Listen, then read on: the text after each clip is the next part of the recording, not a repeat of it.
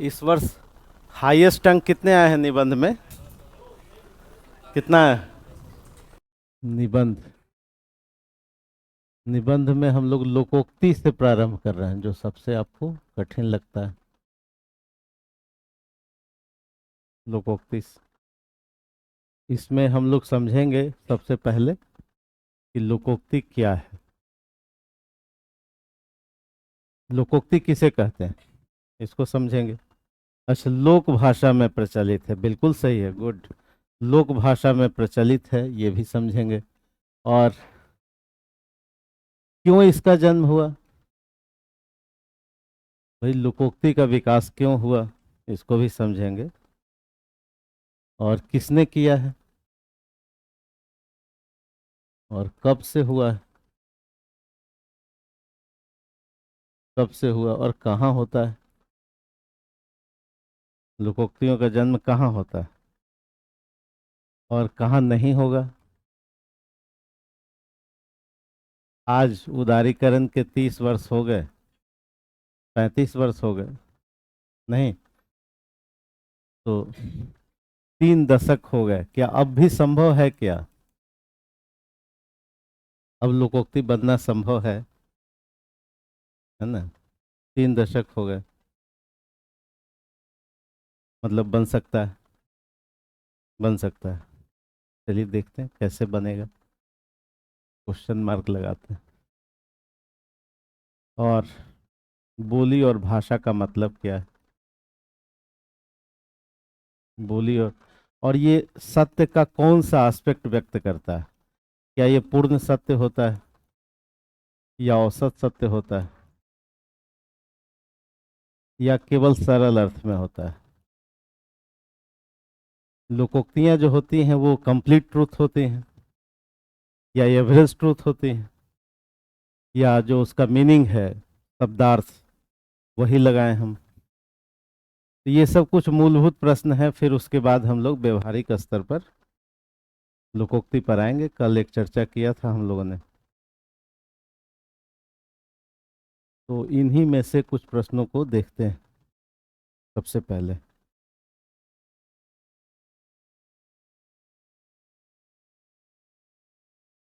तो बहुत आसान है। लोक जीवन में, लोक समाज में, लोक परिवेश में, लोक परिस्थिति में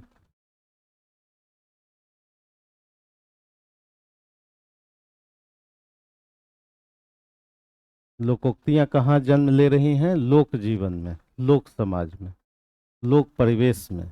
और कंडीशन भी वही है, इसमें अनुभव सत्य को, और एक लंबा अनुभव सत्य है।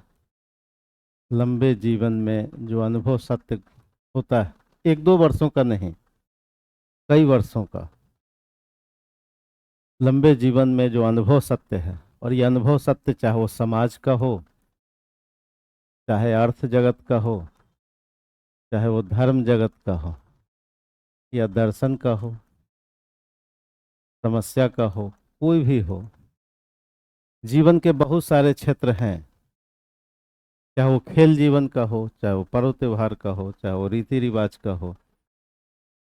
तो लोकोक्तियां लोक जीवन में, लोक परिवेश में, लोक समाज में, लोक परिस्थिति में जो एक लंबे अनुभव जीवन का जो सत्य होता है, अनुभव सत्य। और ये अनुभव सत्य कैसा? औसत रूप से। हम मैथ में समझते हैं एवरेज, नहीं, औसत सत्य को। ये औसत सत्य चाहे सोसाइटी का हो, चाहे परिवार का हो, चाहे आर्थिक परिदृश्य का हो, इकोनॉमी का हो, चाहे वो धर्म का हो, ये सबका जो औसत सत्य है, एक लंबे अंतराल में लोक जीवन में जो विकसित होता है, और ये विकसित हुआ तो स्वीकृत भी हुआ, मान्य हो गया, यानी सब लोग औसत रूप से मानने लगते हैं। अनेर धुनेर के राम रखवार, ये औसत सत्य है। कहाँ का? लोक समाज का। इसमें धर्म भी शामिल है, इसमें अर्थ भी शामिल है, इसमें राजनीति भी शामिल है। और ये सब स्वीकृत हो चुका है, औसत रूप से एक्सेप्टेड, स्वीकृत हो गया है और प्रचलित हो गया है। और ये किस में है? लोक बोली में, अपने अपने जगह की लोक बोलियों में। कोई राजस्थानी समाज होगा तो वहाँ मारवाड़ी, मारवी, मेवाती, जयपुरी में होगा। कोई हो सकता है कुमाऊनी क्षेत्र का हो तो गढ़वाली और कुमाऊनी में होगा। नहीं, कोई मैथिली के हैं तो मैथिली भाषा में होगा, कोई भोजपुरी के हैं तो भोजपुरी में होगा। अलग अलग लोक बोलियों में ये स्वीकृत हो गया है, प्रचलित भी है। इसी को लोकोक्ति कहते हैं। तो लोकोक्ति क्या हुआ? लोक जीवन में, लोक समाज में, लोक परिस्थिति में जो औसत अनुभव सत्य है, और ये औसत अनुभव सत्य राजनीतिक जीवन का होगा, अर्थ का होगा, धर्म का होगा, संस्कृति का होगा, उसको हम लोक बोलियों में व्यक्त करते हैं, जो प्रचलित भी है और एक्सेप्टेड भी है। इन्हीं को हम लोकोक्ति कहते हैं। ठीक है, तो लोकोक्तियों की क्या क्या विशेषता हुई कि हमेशा ये लोक जीवन में ही जन्म लेगा। आज हम लोग देखेंगे कि उदारीकरण के जो 30-35 साल हुए, अब जाके कोई लोकोक्ति का जन्म नहीं होगा, जैसा कि आप कह रहे थे, तो उस पर हम लोग चर्चा करेंगे। अब लोकोक्तियों का विकास संभव नहीं है। क्यों संभव नहीं है ये भी देखते हैं। तो अभी हम लोग समझे कि ग्रामीण जीवन में, और थोड़ा आसान समझें, ग्रामीण संस्कृति में ये लोकोक्तियां कहाँ बन रही हैं? ग्रामीण संस्कृति में बन रही हैं। और एक दीर्घ जीवन का औसत सत्य है, एवरेज ट्रूथ है। चाहे वो राजनीतिक समझ हो, चाहे वो आर्थिक समझ हो, या पारिवारिक हो, समस्याओं का हो, तो जीवन के कई खट्टे मीठे अनुभवों का, अच्छे बुरे अनुभवों का जो औसत सत्य है, जो प्रचलित हो जाता है और एक्सेप्टेड भी हो जाता है, लेकिन पूर्ण सत्य नहीं होता। लगभग ये औसत सत्य ही होता है। जैसे अनेर धुनेर के राम रखवार, इसका मतलब क्या हुआ? जिसका कोई नहीं होता, हाँ, उसका ईश्वर होता है, उसका खुदा होता है। हम लोग राम का अर्थ समझेंगे कि राम के बहुत मतलब है। तो अनेर धुनेर के राम रखवार, ये औसत सत्य है, पूर्ण सत्य नहीं है। कई बार राम भी रक्षा नहीं करते। नहीं, ऐसा होता है ना कि कई बार कोई रक्षा करने नहीं आता। ये भी हो सकता है, इसकी पॉसिबिलिटी हो सकती है। द्रौपदी तो रक्षा की गुहार कर ही रही थी, सब लोग सामने थे महारथी, भीष्म पितामह से लेकर के सब। तो कई बार होता है, कई घटनाएं होती हैं। नहीं, अभी मणिपुर में हुआ तो कहाँ राम रक्षा करने आए? आए रक्षा करने। तो अनेर धुनेर के राम रखवार एक औसत सत्य है, लेकिन वो एक्सेप्टेड, वो प्रचलित है, लोक जीवन में विकसित होता है, लोक समाज में विकसित होता है, लोक अनुभव को व्यक्त करता है, और लोक बोलियों में होता है। समझ गए यहाँ तक? तो आपके लिए लोक बोली का मतलब क्या है? क्योंकि आप बिहार पीसीएस का एग्जाम दे रहे हैं। अगर राजस्थान पीसीएस में होता तो वहाँ की बोलियों में होता। नहीं, मेवाती में होता, जयपुरी में होता, मारवाड़ी में होता, है ना? क्योंकि आप बिहार पीसीएस के हैं, तो आपके यहाँ लोक बोली कौन कौन सा है? मैथिली,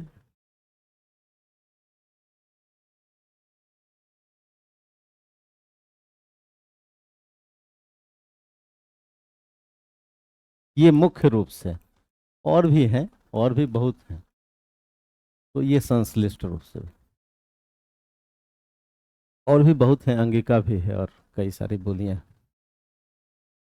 क्योंकि कोस कोस पर बदले पानी, चार कोस पर वाणी, तो बोलियां तो बहुत हैं। नहीं, इसमें से मुख्य बोलियां ये हैं। और इन सब बोलियों का जन्म कब हुआ होगा?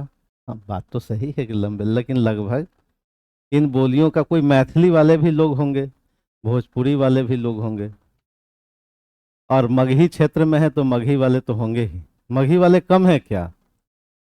कम है। अच्छा, होगा भी तो बताते हैं क्यों? बुद्ध आपके यहाँ बुद्ध रहे तो क्यों नहीं बताते हैं? नहीं, बुद्ध को ज्ञान कहाँ मिला? नहीं, फिर तो कम है क्या? नहीं है ना? हाँ। अच्छा, जहाँ ज्ञान प्राप्त हुआ वहाँ ज्ञान की कम आवश्यकता है। नहीं, दुर्भाग्य है मगही बोली का कि भाई मगध क्षेत्र के ही चीफ मिनिस्टर 15-20 साल से हैं, और मगध क्षेत्र ही राजधानी है, तब भी मगही में कोई पत्रिका नहीं आती, कोई मैगजीन नहीं आती है ना। और मगही एकेडमी में खाली ही पड़ा हुआ है पद। तो चलिए कोई बात नहीं, लोक बोली मैथिली, ये सबका जन्म हुआ है लगभग 10वीं सदी में, औसत रूप से। हिंदी की जितनी बोलियां हैं उनका जन्म कब हुआ है? तो इनका इतिहास अभी 1000 वर्षों का है। कोई कहे कि मगही का अस्तित्व कब से है, या भोजपुरी का, या मैथिली का, तो आप कहेंगे कि औसत रूप से 1000 वर्ष हुए हैं। ठीक है। विद्यापति मैथिली में एक बड़े रचनाकार हैं। विद्यापति की रचनाओं में, पदावली में बहुत सारी लोकोक्तियां मिलती हैं। और विद्यापति का समय है 1368 से 1448, ये समय, यानी 14वीं 15वीं सदी के व्यक्ति हैं। उसके पहले मैथिली का विकास हो चुका है। विद्यापति की रचनाएं कब हैं? 14वीं 15वीं सदी की। यही वो समय है जब बनारस में कबीर भी हैं। सेम समय कबीर बनारस में है, और उनकी वाणियों में भोजपुरी भी मिलता है। कबीर की वाणियों में, तुलसी भी बनारस में रहे हैं तो उनकी वाणियों में भी भोजपुरी की छौंक रहती है। छौंक समझते हैं, सब्जी थोड़ा। हाँ, तो उनकी अवधि में भोजपुरी की छौंक लगती है, समझ गए। अगर रामचरितमानस पढ़ेंगे तो उसमें भोजपुरी के भी उदाहरण मिलेंगे। बनारस में रहते थे, कुछ दिन अयोध्या में रहे तुलसी, कुछ दिन चित्रकूट में रहे। तो मगही, भोजपुरी, इन सबका जन्म कब हुआ? हाँ, सबकी उम्र लगभग 1000 ईस्वी, 1000 वर्ष है। हमने कहा था कि लोक का मतलब क्या होता है, और जो लोक नहीं है उसका मतलब क्या होता है। किसको लोक कहा जाए? हाँ बिल्कुल सही है, आम जनमानस को। आम जनमानस कौन? शहर में नहीं रहता क्या? शहर में रहता है कि नहीं? आम जनमानस तो यहाँ भी रहता होगा, नहीं जूझ रहा होगा। हाँ, शहरी में भी कोई लोकोक्ति होगी, लेकिन संभवतः नहीं। क्वेश्चन मार्क लगाते हैं। क्यों नहीं होगा? क्योंकि लोक, हाँ, लोक का मतलब है ग्रामीण संस्कृति। लोक का मतलब है संबंध गहरे हों, संबंध गहरे हों, और वास्तविक भी हों, वास्तविक भी हों, और संवाद प्रचुर हो, संवाद भी हो। तो लोक का मतलब क्या हुआ? कि संबंध भी गहरे हों, और संवाद भी हो, बातचीत भी होता हो। डायलॉगहीन समाज नहीं होता लोक समाज। पर्व त्योहार भी होते हैं, और बोली भी होती है, रीति रिवाज भी होते हैं, संस्कार भी होते हैं, अतीत बोध भी होता है। जुड़े होते हैं लोग जड़ से, अतीत बोध भी होता है, यानी जड़ से जुड़ाव होता है। प्रकृति भी होती है, प्रकृति के साथ जीते हैं। समस्याएं भी रूबरू होती हैं। ये सब लोक जीवन की विशेषता है। समस्या भी, प्रॉब्लम से सीधे जुड़े होते हैं। लेकिन शहरों में संबंध गहरे नहीं होते। संबंध क्या होते हैं? स्वार्थ के होते हैं। जिससे जिसको मतलब है, सामान्यतः ज्यादा शहरीकरण होने पर एक दूसरे पर निर्भरता क्या हो जाती है? कम हो जाती है। क्योंकि यहाँ पूंजी केंद्रित समाज है, मुद्रा केंद्रित समाज है, तो इस पर निर्भरता रहती है, व्यक्ति पर नहीं रहती। अगर उसको कारपेंटर की जरूरत है तो कॉल करेगा, कारपेंटर बुरा बुला लेगा, और कारपेंटर से निश्चित किया है कि जी 500 रुपया लगेंगे तो काम करा लेगा। 500 देने के बाद वो उसको चाय के लिए ऑफर नहीं करेगा, या अभी सकरात चल रहा है तो लो भाई कोई चूड़ा दही ले लो, नहीं, इसके लिए ऑफर नहीं करेगा। 500 है तो 500 है। नहीं, संबंध और संवाद भी नहीं होते यहाँ भी। शहरों में संवाद नहीं होता है, बातचीत नहीं होता, पड़ोसी को भी लोग नहीं जानते। पड़ोसी को छोड़ दीजिए, एक ही बिल्डिंग में 4 फ्लोर है, तो नीचे वाले फ्लोर पर कोई नाम लिखा हुआ है मिस्टर शर्मा, तो बस इतना ही लोग जानता है वो क्या है कौन है। किसी से किसी को मतलब नहीं। और जब मतलब ही नहीं है तो अनुभव कहाँ से होगा? तब तो इंडिविजुअल अनुभव होगा। इसलिए शहरों में लोकोक्तियों का जन्म नहीं होता। लोकोक्तियों का जन्म तभी होगा जब औसत अनुभव सत्य से गुजरेंगे आप, और एक लंबे जीवन में गुजरेंगे। तो शहर में जो अब का जो समाज है, कोई कहे कि जी पटना का जो शहरी माहौल है जिसमें कनेक्शन कम है लोगों से, तो उनका अपना व्यक्तिगत अनुभव है, कोई सामाजिक अनुभव नहीं। यहाँ पर तो सामाजिक अनुभव है, यहाँ पर सामूहिक अनुभव है, यहाँ पर पारिवारिक अनुभव है, तरह तरह के अनुभव है।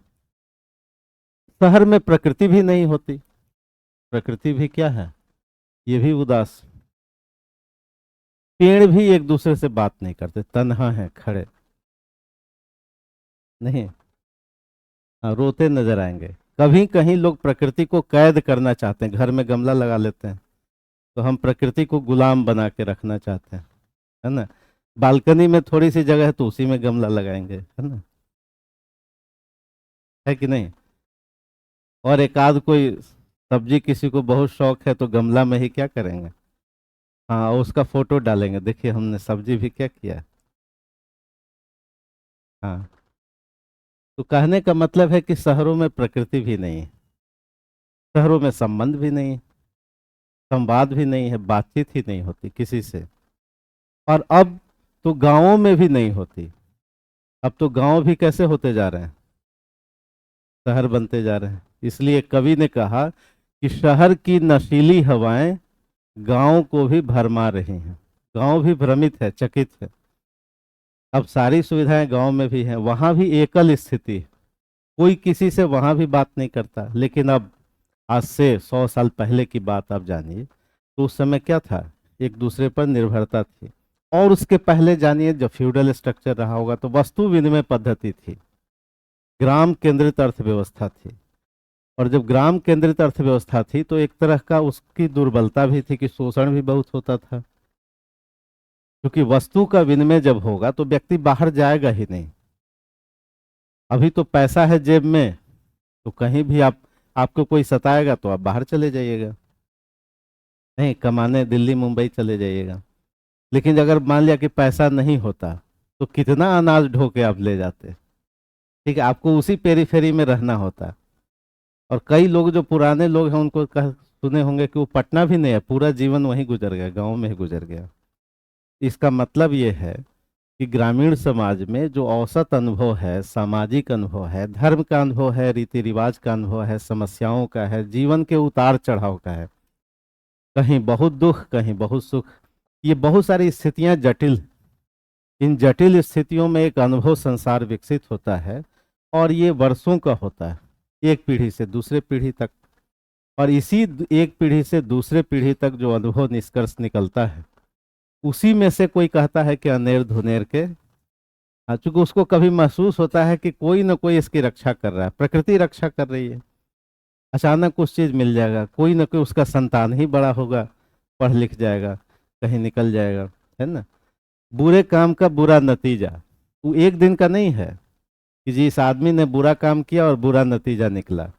ये औसत जीवन का निष्कर्ष है, पूर्ण सत्य नहीं है। हो सकता है कि बुरा काम करें तो बुरा नतीजा नंद भी निकले, लेकिन औसत जीवन का सत्य यही है कि बुरे काम का क्या होता है। एक आध उदाहरण दे सकते हैं जी, देखिए वो बुरा किया नहीं हुआ, लेकिन वो भी अगर औसत निष्कर्ष निकालेंगे, औसत का मतलब कोई व्यक्ति अगर 100 वर्ष जी रहा है तो प्रकृति उतना ही देती है जितना वो डिजर्व करता है। कभी लगेगा कि 2 वर्ष में इसने बहुत राइज कर लिया, ऐसा होता है कि आपको लगेगा कि अरे कितनी इसकी तो आसमान में चीजें चल रही हैं, बहुत अच्छा है, बहुत बढ़ गया है। लेकिन जीवन में वही मिलना है जो एवरेज आपने नेचर को दिया। इसलिए किसी भी व्यक्ति का मूल्यांकन, किसी सत्ता का मूल्यांकन हम कैसे करते हैं? किसी एक दो वर्षों में नहीं करते, हम करते हैं। यानी किसी व्यक्ति का मूल्यांकन, वास्तविक मूल्यांकन कब होगा? जब वो व्यक्ति धरती पर नहीं होगा। और धरती पर नहीं होगा और औसत जीवन उसका देख लीजिए। अगर हमको राजा राम मोहन राय को जानना हो और गांधी को जानना हो, तो गांधी का बैकग्राउंड जानेंगे हम, फ्रीडम स्ट्रगल का, 20वीं सदी का, और पूरे गांधी के आंदोलन को समझेंगे, तब जाकर के गांधी का निष्कर्ष हो सकता है। तो शहरों में लोकोक्तियों का जन्म नहीं होगा, पर्व त्योहार भी वहां नहीं होते।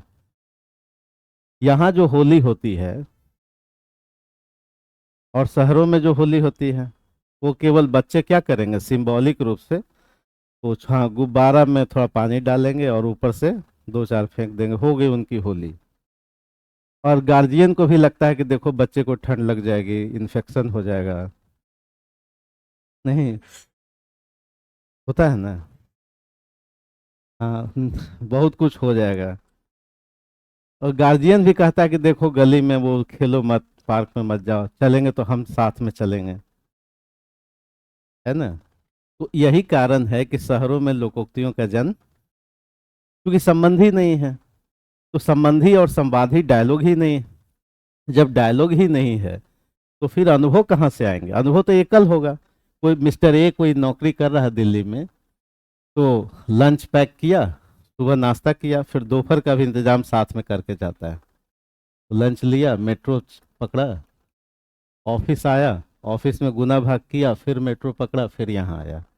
और यहाँ भी टेलीविजन खोल के क्रांति करता है बच्चों के साथ, देखो बहुत बुरा हुआ, नहीं। और फिर सुबह यही, अगर मॉम भी कमा रही हैं तो वो भी निकल गई, पॉप भी निकल गए।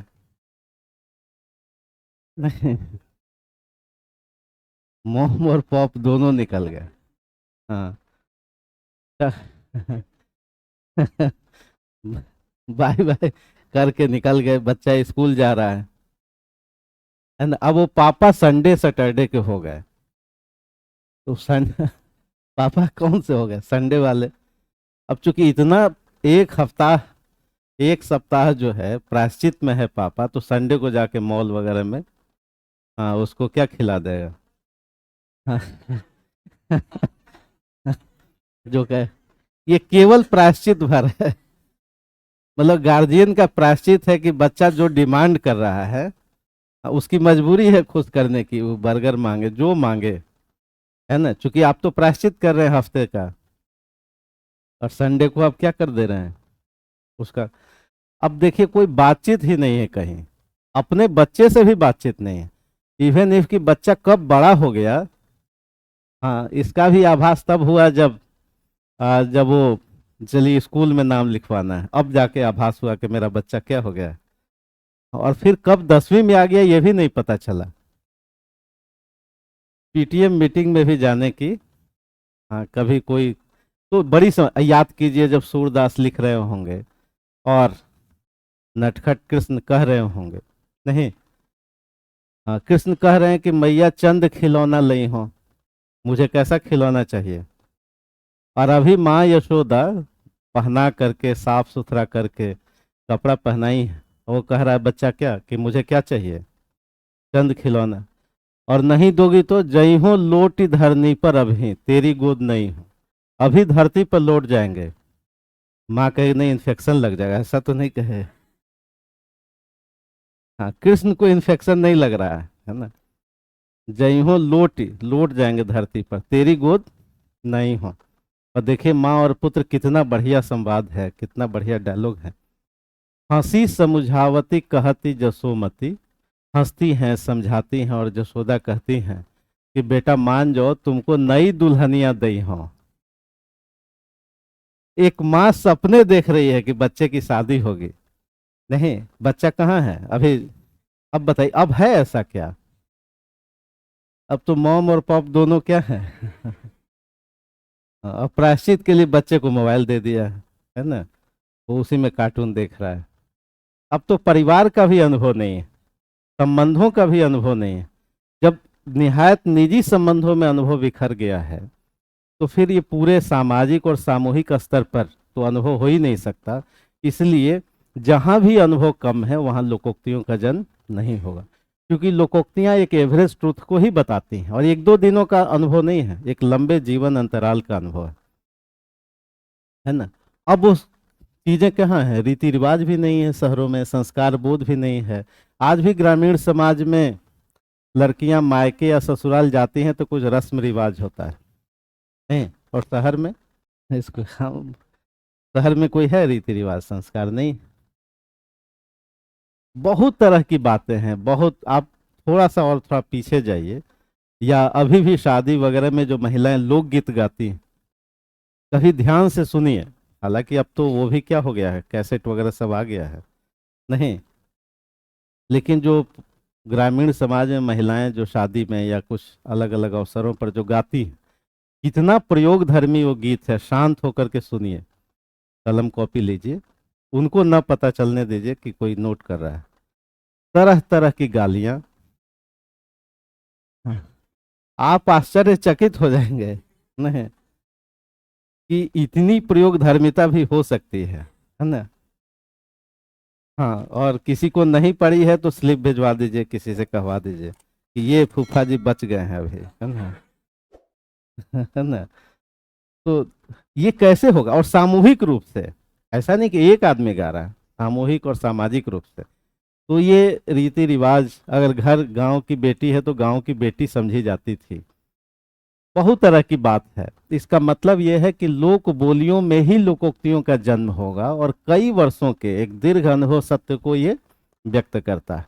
और औसत अनुभव सत्य यही है जो लोकोक्तियों को जो विशेष अर्थों में हम लोग जानते हैं, जैसे होनहार बिरवान के हो चिकने पात। अब ये विकसित होता होगा एक दो दिनों में नहीं, औसत सत्य है कि भाई जो होनहार है वो पालने में ही दिख जाते हैं। नहीं भी दिख सकते, हो सकता है कि कोई ग्रेजुएशन के बाद बदले, पूर्ण सत्य नहीं है ये। लेकिन औसत सत्य यही है कि उसकी मेधा शुरू में ही दिखाई देने लगती है। लेकिन कई ऐसी घटनाएं होती है कि वहां से यू टर्न हो जाता है। तो लोकोक्तियां किसको व्यक्त करती हैं, कि एवरेज ट्रूथ को व्यक्त करती हैं और लोक बोलियों में व्यक्त करती हैं। और सत्य इसीलिए है कि चूंकि कई लोगों का अनुभव है, एक दो लोगों का अनुभव नहीं है।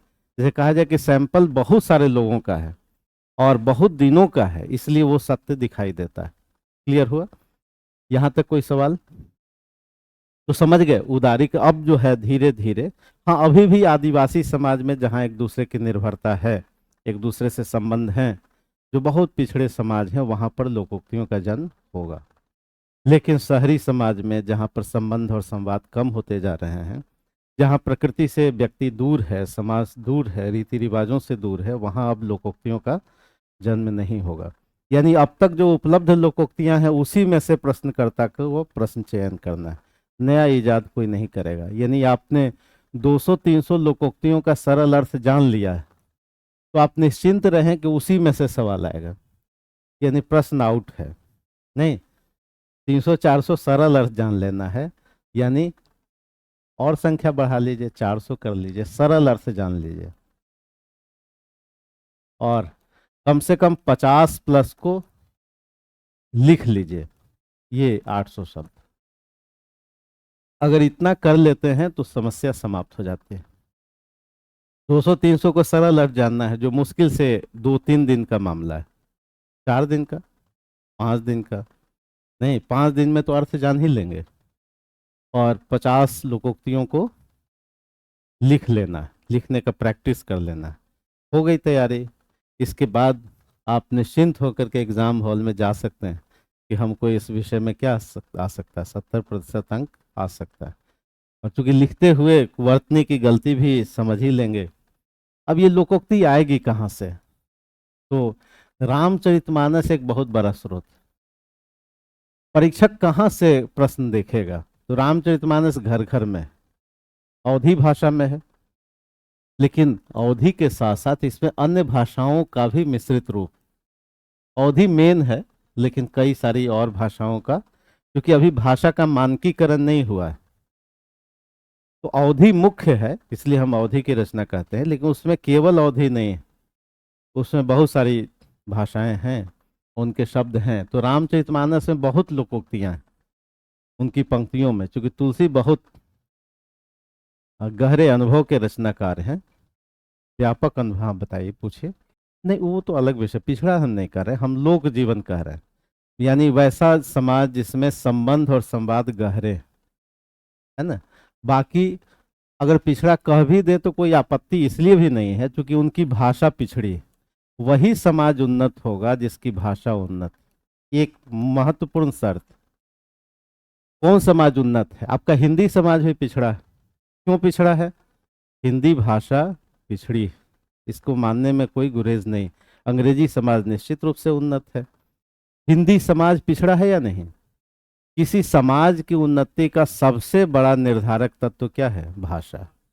अगर आपकी भाषा कमजोर हो गई या भाषा कमजोर कर दी गई, दो बातें हो सकती, या तो है या तो कर दी गई। अंग्रेज जब आए थे तो हिंदी पर ही सबसे पहले अटैक किया था। हिंदी पर अटैक किया, फोर्ट विलियम कॉलेज खोला उन्होंने, और फोर्ट विलियम कॉलेज में उन्होंने हिंदी सिखाने का प्रयास किया। और क्यों हिंदी सिखाने का प्रयास किया? हिंदुस्तानी विभाग खोला, अपने आईसीएस अधिकारियों को, चूंकि यहाँ इनको नियुक्त करना था, यहाँ रूल करना था, तो हिंदी सिखाया, लेकिन उतना ही सिखाया जितना काम चल सके। और फिर हिंदी को बांटा, हिंदी को दो मुख्य भागों में बांटा, एक तो हिंदी और दूसरा उर्दू कर दिया। और जैसे ही भाषा बटी, समाज बट गया। तो जो सांप्रदायिक उन्माद का जो चेहरा देखते हैं वो कहाँ से शुरुआत होती है? हाँ, अंग्रेजी सत्ता से। ठीक है, अंग्रेजी सत्ता ने भाषा को बांटा और फिर हिंदी उर्दू विवाद और हिंदू मुस्लिम विवाद शुरू हुआ।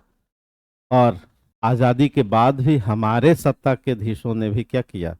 इसको बहुत समझाने और सुलझाने की कोशिश नहीं की। तो ये विवाद चलता गया और समाज बढ़ता गया। हिंदी का शब्द भंडार कमजोर हुआ, क्योंकि हिंदी के शब्द भंडार में हम हिंदी के लिए कहते हैं कि कुछ बात है कि हस्ती मिटती नहीं हमारी।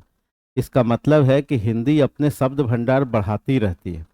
वो अंग्रेजी के शब्द बहुत सहजता से लेगी, चीन के शब्द, मतलब कहाँ के जापानीज शब्द, सब शब्दों को वो लेती है। संस्कृत अपनी बाहें फैलाती नहीं है, संस्कृत थोड़ी छुई मुई टाइप की है ना। उसको लगता है कि दूसरे के शब्द ले लेंगे तो हम क्या हो जाएंगे, हाँ थोड़ा हम कमजोर या जो भी है। तो इससे संस्कृत का विकास कम हुआ, क्योंकि जब तक आप दूसरों को अपनाएंगे नहीं। अंग्रेजी इसमें माहिर है, वो आपके हिंदी के शब्दों को खूब अपनाती है, इसलिए अंग्रेजी का विकास। अंग्रेजी रोजगार से भी जुड़ती है, यानी किसी भी समाज का निर्धारण, किसी परिवार का निर्धारण उसकी भाषा क्षमता से भी होती है। और एक बहुत बड़ा फैक्टर है, दूसरा फैक्टर है अर्थ क्षमता, इकोनॉमी। अगर आपकी भाषा कमजोर है तो अर्थ भी कमजोर है, क्योंकि समाज तो दो ही लोगों से बनता है, एक बोलने वाला होता है, एक सुनने वाला होता है। समाज में दो तरह के लोग होते हैं, एक बोलता है और दूसरा क्या होता है? बोलने वाला राज करता है, सुनने वाला शासित होता है ना। महिलाएं अब बोलने लगी हैं थोड़ी, है ना, थोड़ा थोड़ा बोलने लगी। तो अब समझ गए कि भाषा से क्या होता है, समाज का निर्धारण होता है। और आदिवासी समाज की भाषा हमारी कमजोर है। कमजोर का मतलब वो अर्थ नहीं कमा पाती, वो सत्ता से नहीं जुड़ पाती। जब तक राजनीति और अर्थ पर कब्जा नहीं, तीन ही चार तो कब्जे की जगह है। क्या क्या? राजनीति, अर्थनीति और धर्म नीति। इसके साथ साथ न्याय, न्याय, और इसके साथ अब नया विकसित हुआ है पत्रकारिता। बस खत्म हो गई बात, अब इसके बाद कोई जगह नहीं बची है। इसी पर कब्जे की लड़ाई, सारी लड़ाइयाँ किसके लिए होती है? इसी पर कब्जे के लिए। और 150 करोड़ लोग इस पे नहीं कब्जा करें, इसके लिए रणनीति बनती है। हम भारत के लोग, हाँ, इसी पर कब्जे की लड़ाई, कौन अर्थ पर नियंत्रण करेगा। 40% रिसोर्स एक आदमी के पास है, यही लड़ाई तो है। तो और 10% ले लें, हम 1% ही 90% ले लें, इसी की लड़ाई है। राजनीति पर वर्चस्व की लड़ाई। धर्म नीति बहुत बड़ा एरिया है। धर्म पर प्रभुत्व किसका होगा? न्याय और पत्रकारिता, इस पर। और जिसने इस पे अगर कब्जा कर लिया, अगर सब पे कब्जा कर लिया, तो समझिए जनता गुलाम। जिसने भी अपने बौद्धिक क्षमता से, अपने कल बल छल से जिसने इन सब पे कर लिया कब्जा, तो जनता क्या है? एक दार्शनिक ने कहा था कि हमको पत्रकारिता को गुलाम बना लेने दीजिए, हम जनता को भेड़ में बदल देंगे। जनता को क्या बदल देंगे? पत्रकारिता को गुलाम बना लेने दीजिए। तो यही 4-5 पर सत्ता की, इसी पर लड़ाई चलती है। तो चलिए हम लोग लोकोक्तियों की चर्चा करें कि लोकोक्ति आएगा कहाँ से। हमने कहा कि रामचरितमानस से उठाए जाएंगे सवाल, बहुत पॉपुलर रचना।